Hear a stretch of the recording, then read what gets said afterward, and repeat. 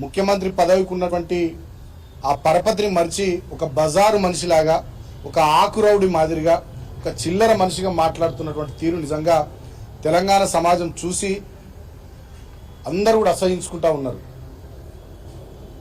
గతంలో ఇష్టం వచ్చినట్టుగా మాట్లాడినటువంటి రేవంత్ రెడ్డి ముఖ్యమంత్రి అయిన తర్వాత పద్ధతి మార్చుకొని ప్రజలకు ఆయన చేసినటువంటి హామీలు, వాళ్ళ 6 గ్యారంటీలు, వాళ్ళు ఇచ్చినటువంటి మేనిఫెస్టోలో చెప్పినటువంటి విషయాలు అమలు చేస్తారని చెప్పి ప్రజలు ఆశిస్తే మొత్తం దాని నుంచి ప్రజల దృష్టిని మరల్చే కోణంలో భాగంగా, ఆ కుట్రలో భాగంగా కేసీఆర్ గారిని, అదేవిధంగా మా పార్టీ నాయకులను ఇష్టం వచ్చినట్టుగా వ్యక్తిగతంగా బయటకు మాట్లాడరన్నటువంటి భాష వాడుతూ ఇష్టం వచ్చినట్టుగా ఆయన ప్రవర్తిస్తున్న తీరు నిజంగా కళ్ళు దాగిన కోతి ఎట్లా ప్రవర్తిస్తుందో ఇవాళ రేవంత్ రెడ్డి ముఖ్యమంత్రి హోదాలో అట్లా ప్రవర్తిస్తున్నాడు.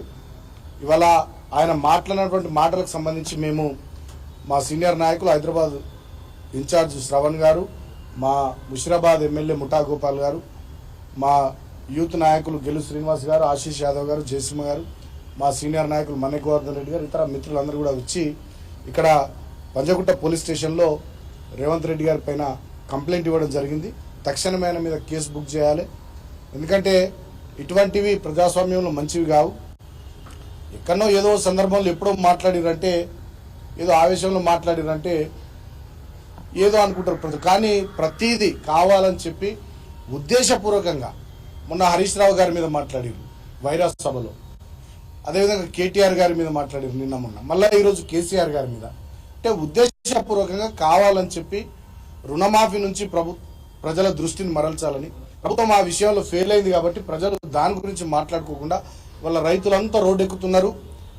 కాంగ్రెస్ వాళ్ళు కనబడితే వాళ్ళ లాగులు వలగొట్టే పరిస్థితి ఉన్నది. కాబట్టి ఇటువంటి పరిస్థితి నుండి బయటపడడానికి, ప్రజల దృష్టిని మరల్చడానికి 49,000 కోట్ల రుణమాఫీలో 17,000 కోట్లు చేసినామని చెప్పి, దాంట్లో కూడా ఇవాళ డిప్యూటీ సీఎం బట్టి విక్రమార్క గారు చెప్పిన దాని ప్రకారం 7,500 కోట్ల రైతుల ఖాతాల్లో పడ్డాయని చెప్పి వారే స్వయంగా చెప్పినారు. కాబట్టి వీటన్నిటి నుంచి ప్రజల దృష్టి మరల్చాలంటే కేసీఆర్ను తిట్టాలి, కేటీఆర్ను తిట్టాలి, హరీష్ గారిని తిట్టాలనే ఒక చిల్లర ప్రయత్నం రేవంత్ రెడ్డి చేస్తూ ఉన్నాడు. దీన్ని అటెన్షన్ డైవర్షన్ పాలిటిక్స్ అంటారు. తెలంగాణలో ఇవాళ అది చేస్తూ ఉన్నటువంటి రేవంత్ రెడ్డికి తగిన రీతిలో బుద్ధి చెప్పడానికి తెలంగాణ ప్రజలు సిద్ధంగా ఉన్నారు. ఆనాడు ఈ నిన్నడు కూడా తెలంగాణ ఉద్యమంలో లేడు. తెలంగాణ రాష్ట్రం కోసం కేసీఆర్ గారి నాయకత్వంలో మేము పోరాటం చేస్తున్న సందర్భంలో ఈయన చంద్రబాబు నాయుడు పక్కన ఉన్నాడు. సమైక్యవాదానికి మద్దతు ఉన్నాడు రేవంత్ రెడ్డి. కరీంనగర్ గడ్డ మీదకి రైఫిల్ పట్టుకొని ఉద్యమకారుల మీదకి పోయినటువంటి చరిత్ర రేవంత్ రెడ్డిది. ఆనాడు ఎమ్మెల్సీగా ఎమ్మెల్యేగా ఉన్నప్పటికీ ఒక్కనాడు కూడా తెలంగాణ కోసం తన పదవికి రాజీనామా చేయనటువంటి వ్యక్తి రేవంత్ రెడ్డి. అటువంటి పచ్చి తెలంగాణ వ్యతిరేక భావంతో ఉన్నటువంటి రేవంత్ రెడ్డి ఇవాళ తెలంగాణ సచివాలయం ముందు, గతంలోనే మా ముఖ్యమంత్రి గారు, మా ప్రభుత్వం ఉన్నప్పుడు కేసీఆర్ గారు ఆనాడు నిర్ణయం తీసుకున్నారు. అమరజ్యోతికి తెలంగాణ సచివాలయానికి మధ్యలో ఉన్నటువంటి ఖాళీ స్థలంలో తెలంగాణ తల్లి విగ్రహాన్ని పెట్టాలని చెప్పి నిర్ణయం తీసుకోవడం జరిగింది. అప్పుడు ఉన్నటువంటి చీఫ్ సెక్రటరీ గారే శాంతి కుమార్ గారు ఇప్పుడు కూడా చీఫ్ సెక్రటరీ ఉన్నారు.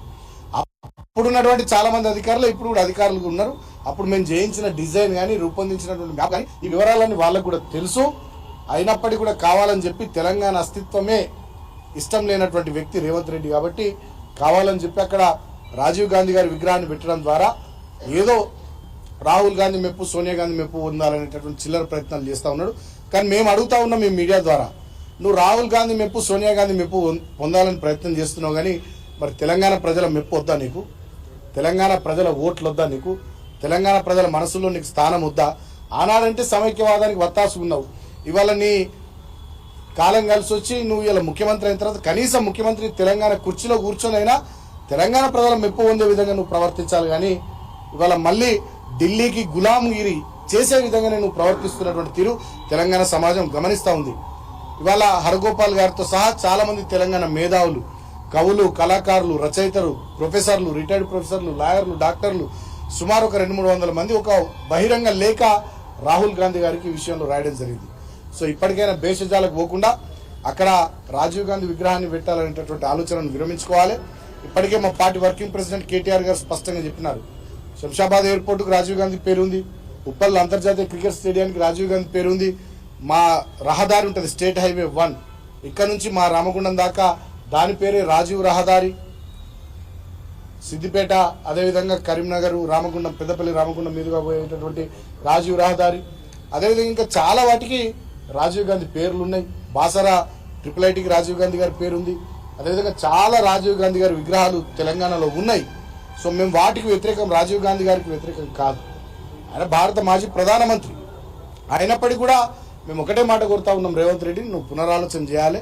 తెలంగాణ అస్తిత్వాన్ని, తెలంగాణ ఆత్మగౌరవాన్ని, తెలంగాణ యొక్క సంస్కృతి సంప్రదాయాలను కించపరిచే విధంగా నువ్వు అక్కడనే ఖచ్చితంగా కాదు కూడదు, సచివాలయం ముందే, అమరజ్యోతి ముందే నువ్వు రాజీవ్ గాంధీ విగ్రహం పెడతా అంటే ఖచ్చితంగా రాబోయే రోజుల్లో వచ్చేది మళ్ళీ ప్రజల ఆశీర్వాదంతో ఖచ్చితంగా మా ప్రభుత్వం వచ్చిన తర్వాత రాజీవ్ గాంధీ విగ్రహాన్ని అక్కడ నుంచి వేరే చోటికి మీ గాంధీ భవన్కో ఎక్కడికో తరలిస్తాం. ఖచ్చితంగా దాంట్లో మేము వెనుకకు పోం.